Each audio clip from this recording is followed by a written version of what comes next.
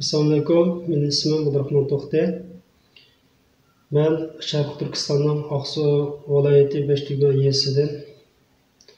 Ben şu yezda boshlang'ich va to'liqsiz maktabni o'qib bitirdim. 2005-yil to'liqsiz maktabni bitirdim. Undan keyin 2006-yili shu masjid imomda Qur'on savodini chiqardim. Qur'on savodini chiqarib 2009 qadar shu mahallada turdim. 2009 yil boshida ben Ürümçi'ye bordim. Ürümçi'ye berib, u yerda bir diniy o'qidim, oyog'ini davom qildim. Davom qilib 2009-7 oyning 5 voqeasi, ya'ni Xitoyning irqiy qirg'inchilik voqeasi yuz bergandan keyin men Oqsuga qaytib ketdim. Oqsuga qaytib ketib, Oqsuda bir mezgil turgandan keyin 2010-yil o'rtasida men Ürümçi'ga qaytib keldim. Ürümçi'ga kelib, yana o'qishimning oyog'ini davom qilish uchun o'qisam, bizning mahalladagi Paysonning So'jang Ahmad So'jang degan kishi meni dinni o'qishni o'qiydi ekan degan sabab bilan izdirgimni qilib kelibdi. Kelgandan keyin men u yerdan Xitoyning ikki o'lkalariga qochib ketdim. Endi qochib ketib Xinanda va Shiyanda bir yil turdim. Men bir yil turish jarayonida dadam mening ishimni tugatish uchun Aksu şəhərlik Qopo dadının dadıcını Abla dadıcan degan kishiga 80 ming yuan pulni beribdi.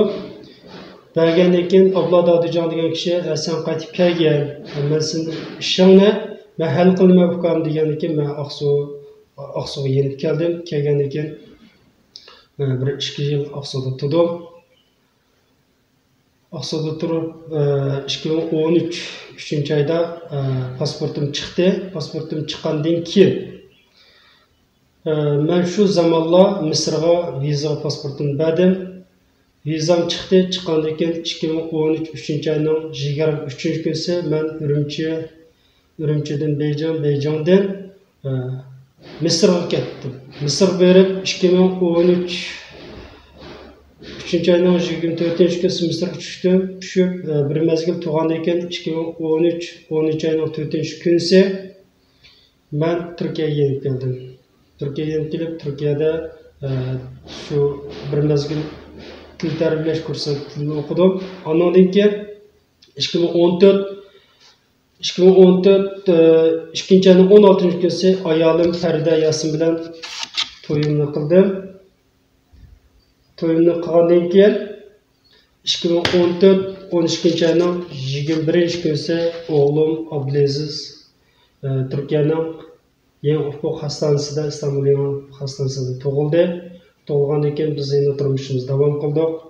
2016 birinchi ayning 27-kunisi iqomatimning vaqti o'tib ketibdi degan sabab bilan meni Turkiya hukumatidan sulab qo'yib, geri göndərmə mərkəzi sulab qo'ydi.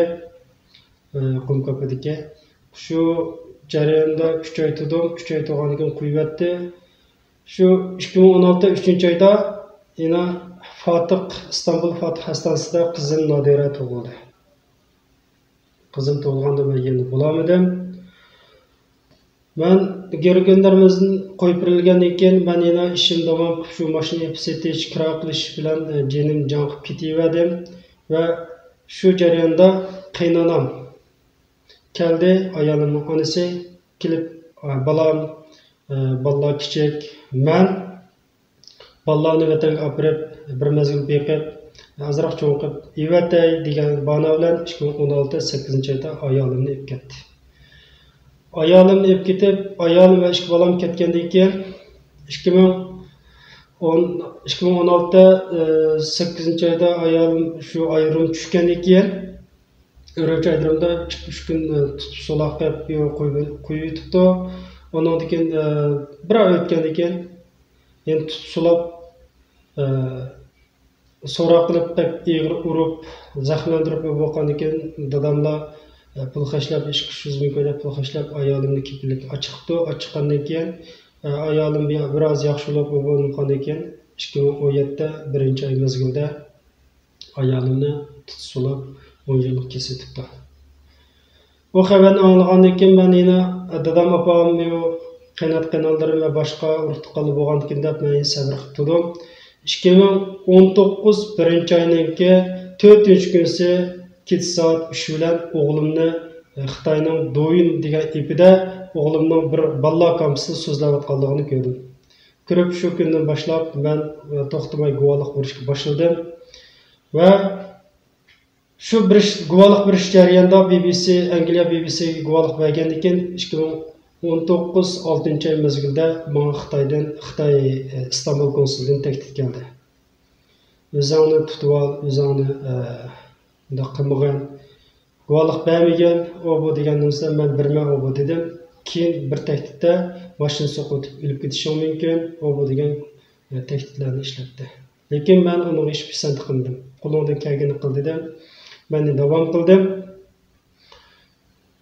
2023 oyda ondan men bütün ailemning, dadam, opam, akam, ikki singlim, dadam ismi To'xt Ahmad 68 yaşında, opam Aynurxon Qosim 58 yaşında, akam Ahmadjon To'xt 37 yaşında, akam Mehmetjon To'xt 35 yaşında ve Aygül degan singlim 29 yaşında ve Arzugul degan singlim 26 yaşında. Ve bütün bir ailemninki tutilib ketgan xabarini oldim. Ve ayolim, ikki balam, bir taraf qarsam dadam, opam, yan bir taraf qarsam akam ve singlerim, yan bir taraf qarsam ailem. Bütün ailemni Xitoy go'ragi evog'ini oldim. Ve qaysi turmida nima sababdan tutdi, necha yil kesdi, undan hech xabar, hozir qadar xabar olamadim. Men dünya insan haqlarından şunu talep qilman, ailemning izlariga haqlab berishni ve Angliya sud kollegiyasida mening bütün ailem to'g'risida sudga guvohlik berishimni qabul qilishni umid qilman.